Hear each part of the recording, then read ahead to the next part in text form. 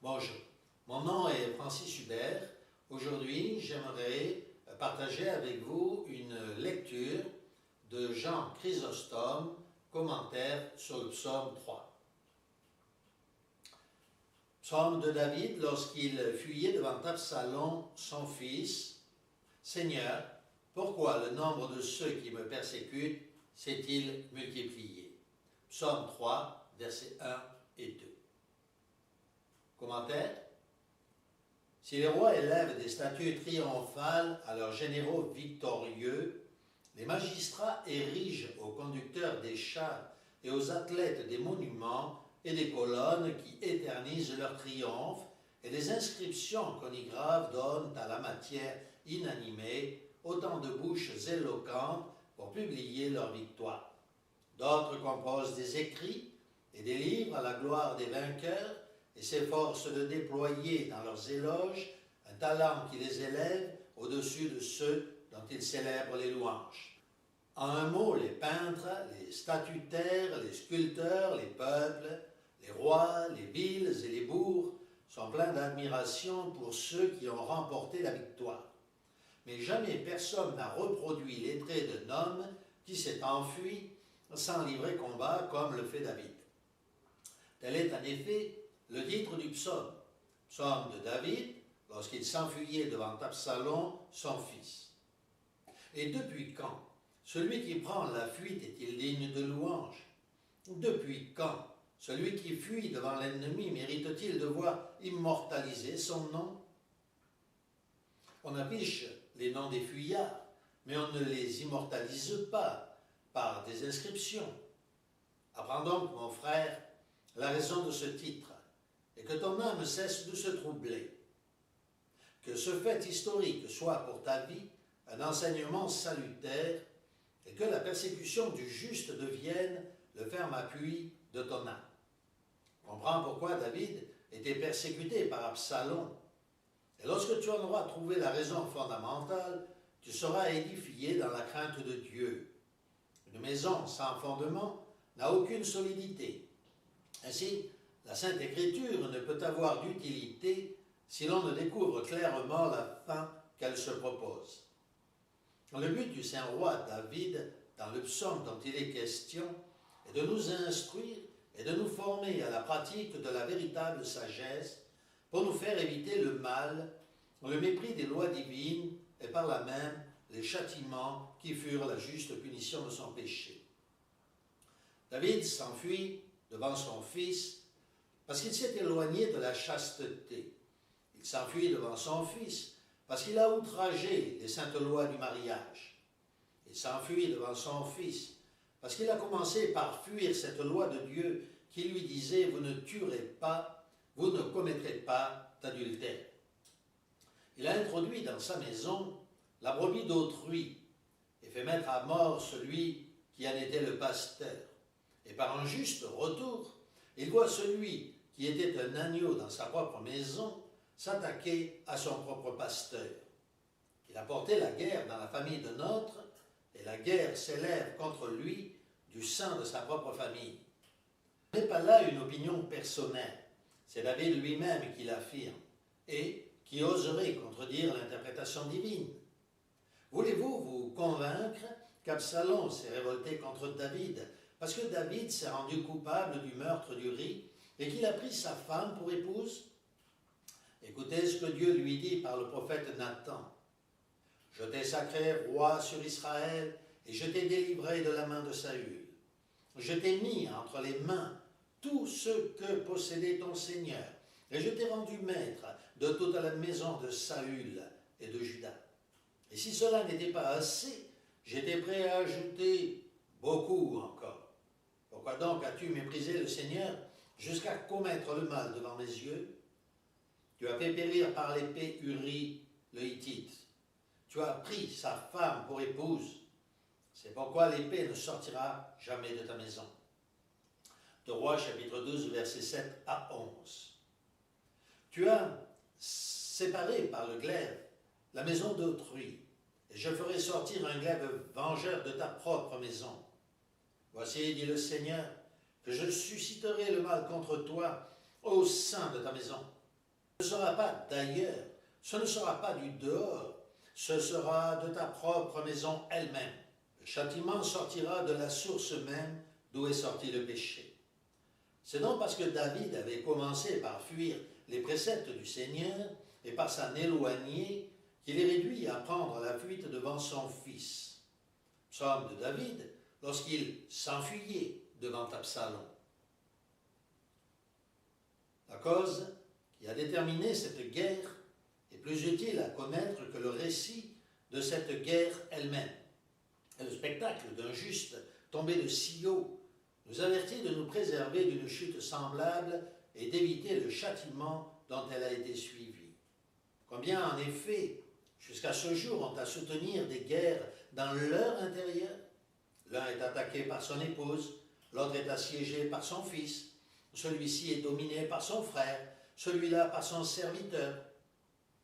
Tous sont exposés à des peines, à des tribulations, à des luttes incessantes, obligés de lutter et de soutenir 1000 combats. Et aucun d'entre eux ne réfléchit sérieusement en lui-même et ne se dit « Si je n'avais premièrement semé les crimes, jamais les épines et les ronces n'auraient poussé dans ma maison. Si je n'y avais déposé des étincelles de péché, jamais elles ne seraient devenues la proie des flammes. Que les calamités personnelles soient les tristes fruits des péchés, et que Dieu choisisse des bourreaux domestiques pour tourmenter les pécheurs, c'est ce qui nous est attesté par la Sainte Écriture, dont l'autorité n'a rien qui l'égale. Ton épouse te fait la guerre. Elle se présente à toi lorsque tu entres comme une bête féroce. Elle aiguise sa langue comme un glaive. C'est chose bien pénible, assurément, d'avoir un auxiliaire pour ennemi. Mais examine-toi bien toi-même. N'as-tu jamais dans ta jeunesse rien médité contre une femme? La blessure faite en outrageant une femme ne serait-elle pas ainsi guérie par une autre? Et ta propre épouse ne remplirait-elle pas l'office d'un sage médecin en pansant des plaies qui sont l'ouvrage d'un autre? Elle ignore ce qu'elle fait en portant le fer dans tes plaies, mais le divin médecin le sait. Dieu qui se sert de ton épouse contre toi comme d'un instrument tranchant. Le fer ne sait pas ce qu'il fait. Le médecin connaît la guérison qui doit être le résultat de l'opération. Ainsi, l'épouse qui frappe, aussi bien que l'époux qui est frappé, ignore la cause du coup porté. Mais Dieu, qui est le souverain médecin, connaît bien cette cause. La Sainte Écriture nous déclare du reste qu'une méchante femme est le juste châtiment des pécheurs. La méchante femme, nous dit-elle, sera donnée aux pécheurs. Ecclésiaste, chapitre 26, versets 3 et 55. Peut-être elle lui sera donnée comme un antidote amer qui épuisera toutes les mauvaises humeurs de ses péchés. C'est aussi comme châtiment des péchés que Dieu permet la rébellion des fils contre leur père, David, en est une preuve. Lui qui, en punition d'une criminelle union, vit son fils Absalom se révolter contre lui. Comme nous l'avons déjà dit, les guerres des frères entre eux n'ont pas eu d'autre cause que leur crime, au témoignage du livre des juges. Jude 19 et 20. Lorsque les habitants de la tribu de Benjamin eurent outragé indignement la femme d'un Lévite qui traversait leur pays, au point que cette femme mourut victime de leur infâme excès, les 11 tribus déclarèrent la guerre à la tribu de Benjamin. Lorsqu'à leur tour les 11 tribus s'éloignèrent du vrai Dieu pour se prostituer au culte des idoles, elles furent souvent vaincues par une seule tribu. Et à de fréquentes défaites, elles purent à peine opposer une seule victoire. On vit ainsi les frères combattre contre leurs frères parce que Dieu, en punition de leurs péchés, avait enlevé le mur qui les séparait. La tribu de Benjamin avait commis le crime de fornication contre une femme. Les 11 tribus qui s'étaient rendues coupables du même crime de fornication spirituelle à l'égard des idoles, et Dieu pour les punir, les a toutes détruites selon cette parole de l'Écriture. Tu as perdu tous ceux qui t'abandonnent pour se prostituer aux idoles. Psaume 72, verset 27. Ce sont donc les crimes des hommes qui sont la cause des guerres que les frères se font entre eux. Si des frères se déclarent contre toi, ne te borne pas à déplorer leur triste sort, mais demande-toi sérieusement à toi-même en punition de quel crime ils sont devenus tes ennemis. Ce n'est pas que toutes les tribulations qui nous viennent de nos frères aient nos péchés pour cause. Joseph fut persécuté par ses frères, et certes, il était innocent. Job eut à supporter les discours injurieux de son épouse, mais ce n'était pas en punition de ses péchés. Cependant, la plupart du temps, ce sont nos propres péchés qui sont la cause de toutes ces guerres domestiques. Or, Dieu n'aurait pas inspiré cette haine aux Égyptiens s'il n'avait eu, d'abord, pour son peuple, une affection coupable. L'amitié des Égyptiens était pour le peuple de Dieu un principe de ruine. Leur haine devint pour lui une occasion de vertu. Que dis-je? Les êtres mêmes qui sont assujettis à l'homme et qui lui étaient soumis se sont révoltés contre leur maître en punition de leurs crimes. Voyez Adam avant son péché. Les animaux lui étaient soumis et lui obéissaient, et il leur donnait à chacun leur nom comme à des esclaves dont il était le maître. Genèse chapitre 2 verset 12. Mais après qu'il eut souillé ses yeux par un regard coupable, les animaux cessèrent de le connaître, et à la soumission qu'il lui témoignait succéda l'inimitié et la haine. Le chien dans une maison est parfaitement soumis à celui qui lui donne sa nourriture. Il le craint, il le redoute. Mais si cette même personne se présente à ses regards, le visage noirci par la fumée ou couvert d'un masque, le chien s'élance sur elle comme sur un étranger et cherche à le mettre en pièces. Ainsi, tant qu'Adam conserva dans sa pureté ce visage qui avait été fait à l'image de Dieu, les animaux lui étaient soumis comme des esclaves. Mais lorsque la désobéissance eut souillé et déformé son visage, les animaux ne connurent plus leur maître. Ils le prirent en haine comme un étranger. La révolte des serviteurs est donc le juste châtiment des péchés. Daniel était juste, et les lions reconnurent son empire. Il était innocent de tout crime, et ils le laissèrent sans exercer contre lui aucune violence, nous dit Daniel au chapitre 6, verset 22. Au contraire, un prophète se rendit coupable de mensonge, et il rencontra sur son chemin un lion qui le mit à mort. 3 Rois, chapitre 13, verset 24. Il était comme défiguré par le mensonge, et le lion ne pouvait le reconnaître. S'il avait trouvé un prophète comme Daniel, il l'aurait respecté, mais il ne rencontra qu'un faux prophète, et il se jeta sur lui comme sur un étranger. Le maître se rend coupable de mensonge, et l'esclave cesse de reconnaître son autorité. Et pourquoi parler de ces mots domestiques lorsque notre corps lui-même, qui nous est si intime et si cher, nous déclare la guerre à cause de nos péchés et nous accable par les fièvres, par les maladies et par les douleurs? Et il agit ainsi, non pas de son propre gré, mais parce que Dieu le lui commande. Nous en avons une preuve dans ces paroles de Jésus-Christ au paralytique. « Te voilà guéri, dit-il en Jean au chapitre 5, verset 14. Ne pêche plus, de peur qu'il ne t'arrive quelque chose de pire. » Puisque donc nous savons, mes frères, que toutes les guerres domestiques et intestines, les révoltes de nos serviteurs et les maladies du corps ont souvent le péché pour cause, réprimons le péché comme la source de tous les maux. Et si le torrent de nos passions ne coule pas impétueusement dans notre âme, les fleuves des eaux divines la traversent en y répandant la fécondité et la joie. David s'était emparé d'une femme qui était sous la puissance de son mari, comme d'un royaume qui ne lui appartenait pas, car une femme unie de cœur à son époux est pour lui comme un royaume. Et la pourpre et le diadème ne sont pas si chers à un roi que la femme l'est à son mari.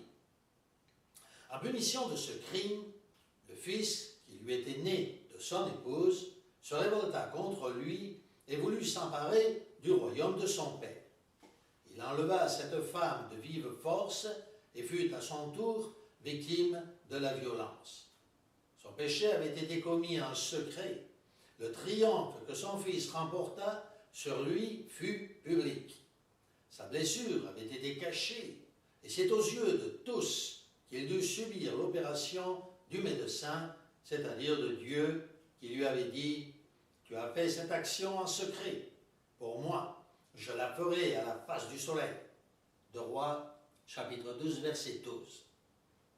Cependant, le crime d'Absalom ne fut pas couronné d'un plein succès. Et justement, afin que les parricides ne puissent s'autoriser de cet attentat. Après avoir été l'exécuteur de la justice de Dieu, il fut mis à mort comme un criminel. Et de même que dans les théâtres, nous voyons les bêtes féroces dévorer les uns et être mis à mort par les autres, ainsi, Absalom, qui s'était révolté contre David, fut tué par Joab, nous dit le roi au chapitre 18, verset 14. Il avait osé s'élever contre son père. Il demeura suspendu au haut d'un arbre. Il fut retenu par un arbre pour avoir combattu contre la racine. Il demeura comme enchaîné à une branche, lui, branche séparée de la volonté de son père. Il avait cherché à faire tomber la tête de son père. Il est pris lui-même par la tête. Il demeura suspendu comme un fruit malheureux à un arbre, lui qui avait voulu trancher les jours de l'auteur de son être. Un dard lui transperça le cœur et il reçut le coup de la mort là où lui-même avait conçu ses parricides desseins. On vit alors un spectacle étonnant. Comme il s'enfuyait sur sa mule, sa chevelure s'embarrassa dans les branches touffues d'un chêne. La chevelure de cet arbre retint enchaîné par la chevelure cet usurpateur en le frappant dans cet endroit où il voulut placer le diadème du roi, son père. Absalom était donc suspendu entre le ciel et la terre. Le ciel ne voulait pas le recevoir. Il avait rejeté de son sein le premier rebelle, le démon. Comment aurait-il reçu le second coupable de rébellion? La terre l'avait en horreur et ne pouvait consentir à être souillée par les pas de ce fils parricide. Si en effet elle a dévoré Dathan qui avait osé parler contre Moïse, si elle s'est ouverte pour engloutir celui qui avait ouvert la bouche pour proférer des discours séditieux, aurait-elle pu supporter un fils qui courait ôter la vie à son père? Or, pendant que ce fils était ainsi pendu à un chêne, Joab, général des armées royales, vint et le perça de 3 dards dans le cœur d'Absalom, en le frappant à l'endroit même qui était le siège de ses projets criminels. Et c'est quand il était ainsi suspendu que David lui fit cette épitaphe si bien méritée. J'ai vu l'impie très élevé et qui égalait en hauteur les cèdres du Liban, et j'ai passé, et il n'était plus. Psaume de David, lorsqu'il s'enfuyait devant Absalom, son fils. Ce n'était pas sous l'impression d'un sentiment de crainte qu'il s'enfuyait, mais par le désir d'épargner les jours de son fils. Il voulait lui sauver la vie, parce que c'était son fils. Mais ceux qui étaient avec lui ne crurent pas devoir l'épargner, parce que c'était un rebelle. Aussi David, alors que son fils le poursuivait, et que pour cela même Chiméi, l'accablé d'outrage, fit preuve d'une patience admirable. Mais lorsqu'il vit qu'il était pour un grand nombre un objet de scandale, et surtout pour ceux qui avaient partagé la révolte d'Absalom, lorsqu'ils s'élevèrent contre lui, comme s'il était abandonné de la providence divine, et qu'ils dirent autrement, David est maintenant seul, sans secours, sans appui. Dieu s'est retiré de lui, comme il s'est retiré autrefois de Saül. De même qu'il s'est éloigné de Saül pour s'unir avec David, ainsi il abandonne maintenant David pour devenir le protecteur d'Absalom.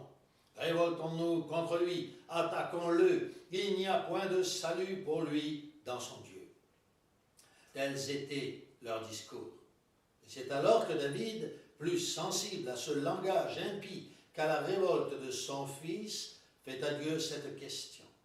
Seigneur, pourquoi le nombre de ceux qui me persécutent s'est-il si fortement augmenté? Les tentations m'assiègent de toutes parts. Les calamités m'environnent comme des torrents. Une pluie désastreuse tombe sur moi. Mes ennemis viennent m'assaillir comme autant de fleuves débordés. Des esprits mauvais se déchaînent contre moi, comme les vents en furie, et viennent fondre sur ma maison dans le dessein de séparer mon âme de toi, ô mon Dieu. Mais fondé sur la pierre de la foi, je ne succombe pas. Je me prosterne devant toi afin d'apprendre pourquoi, Seigneur, le nombre de ceux qui me persécutent s'est multiplié. Celui qui est né de moi s'est déclaré contre moi. Mais toi, Seigneur, tu es pour moi. Mes propres entrailles me font la guerre. Mon peuple a pris le parti d'Absalom. Mes propres soldats se sont armés contre moi. Mes brebis sont devenus des loups. Les agneaux, des lions. Les petits agneaux eux-mêmes se sont changés en chiens furieux. Les béliers en taureaux menaçants. Je ne m'en attriste pas pour moi-même, mais je m'afflige de les voir courir à leur perte. J'espère que comme moi, vous aurez pu apprécier cette lecture du commentaire de Jean Chrysostome sur le psaume 3e.